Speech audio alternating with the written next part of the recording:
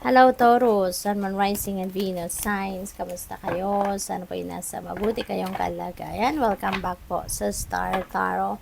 Kung bago kayo dito, welcome din kayo. Thank you for your support. I truly appreciate it. God bless you all. Tignan natin ano mga mensahe ni Taurus.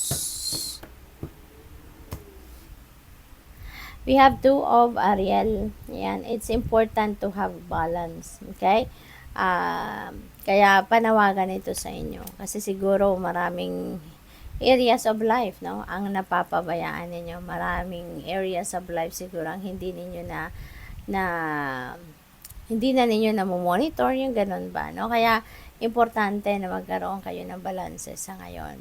Maaari din na marami kasi kayong trabaho, marami kayong proyekto, marami kayong obligation, responsibilidad that you are attending to. No? Kaya hindi na kayo makapag-focus sa mga bagay-bagay, pati na rin sa sarili mo, hindi ka na magiging, tawag dito yung hindi ka na nakakapagpahinga, no? Sa dami siguro ng responsibilidad ninyo.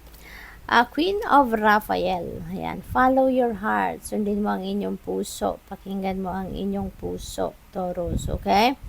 A love of home and family. Trustworthy psychic information. Ayan. So, siguro ang iba sa inyo rito, no? When you are making decisions sa ngayon, no, mas gamitin ninyo ang inyong puso. Mas gamitin ninyo yung bulong ng puso ninyo rather than isip ninyo. Kaya gamitin ninyo din yung inyong intuition, pakinggan ninyo yung guidance sa inyo ng Divine Universe through your intuition. Kasi for sure, it will not lead you astray. It will lead you to the right path, no? Instead. Page of Gabriel. Ayan. So, follow your passion. Kung ano yung nakakapagpasaya sa iyo or kung saan kayo magiging masaya. No, yun ang gawin ninyo. Yun ang sundin ninyo. Okay? Maaari din ng iba sa inyo rito. No? May mga exciting na opportunities na dadating. Maaaring mga bagong bagay ito na pwede ninyong gawin. This could be an adventure. This could be something na related, no, sa inyong creativity. Mga bagay or oportunidad ng siguro trabaho, career, mga ganon, na pwede ninyong ma-express dito kung ano man yung passion ninyo, kung ano yung love ninyong gawin. Ano? So, pwedeng ganon ang ganap dyan. Tignan natin kung ano pa.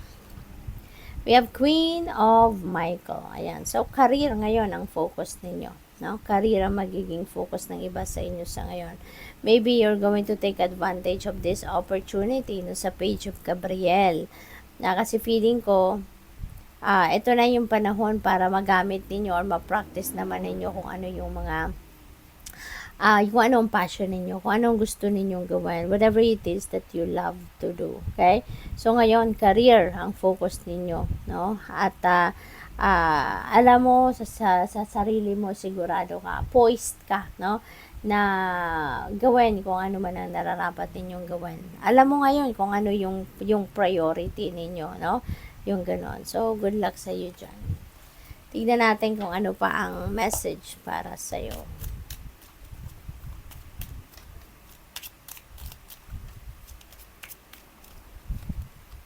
Be patient, all is well. Ayan, huwag kayong magmamadali. There's no chance, 'di ba? Na makuha mo kung ano yung gusto mong makuha kung ikaw ay magmamadali. Lalo lang madiderail kung ano man ang minimithi ninyo or lalo lang madidelay ang mga yan kung patuloy na ninyong ipagpipilitan, no? Kung ipagpipilitan ninyo kung ano yung gusto ninyong mangyari or gusto ninyong dumating, no? Be patient, all is well. Magtiwala kayo sa universe, magtiwala kayo sa divine plan, okay? Kasi kung ano ang ukol, yun ang bubukol, 'di ba? Kasi kahit anong pilit din ninyo, kung hindi pa ukol, hindi rin bubukol, hindi ba? Kaya kailangan lang natin na mag-surrender na. No? Surrender to the natural ebb and flow of life. Surrender to God. Okay, hayaan natin ang ang destiny ang mag-unfold ng mga bagay-bagay in a natural way. What else? We have your inner strength can and will move mountains. Ayan. Magpakatatag ka lang. Okay? Tatagan mo ang inyong loob. Tibayan mo ang inyong loob. Taurus sa ngayon. At makikita mo, no, na magiging maayos ang lahat. Okay? It will, things are going to turn, diba, into a smooth sailing lang, 'di ba? Para makarating ka sa kung saan ka man dapat makarating, mababago ang inyong sitwasyon, no? In a positive way, masusolusyunan ninyo yung mga problema, yung mga ganon ba? Walang imposible, no? Walang imposible. Your animals and spirit are showering you with their love. Ayan. So, yung mga, siguro meron kayong mga pets, no? May mga alaga kayo in the past at maaring sila ay nag-passed on na on the other side. Maaring kahit nandoon na sila sa kabilang buhay, baka nandiyan pa rin ang spirit nila at nagpaparamdam pa rin sa iyo or naghahatid pa rin sila ng saya sa iyo, nagpaparamdam pa rin ng kanilang love sa iyo, yung ganon. So, good luck. Thank you for watching. Love and light. Namaste.